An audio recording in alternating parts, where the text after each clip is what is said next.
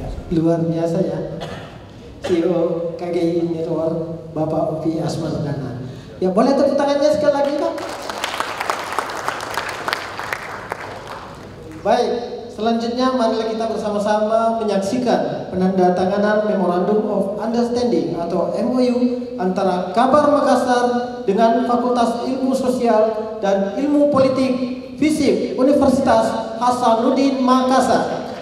Mohon perkenan kepada Dekan FISIP Unhas Makassar, Profesor Dr. Phil Syukri MSI, dan juga Direktur Kabar Makassar, Bapak Firman untuk mengambil tempat.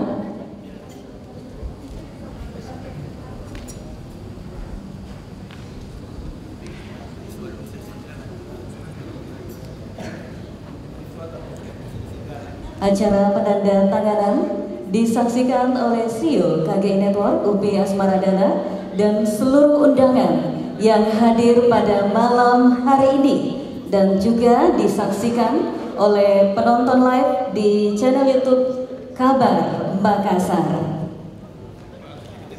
Ya, dan penandatanganan MOU antara Kabar Makassar dengan Fakultas Ilmu Sosial dan Ilmu Politik FISIP Universitas Hasanuddin Makassar ini adalah tentang jurnalisme berkualitas.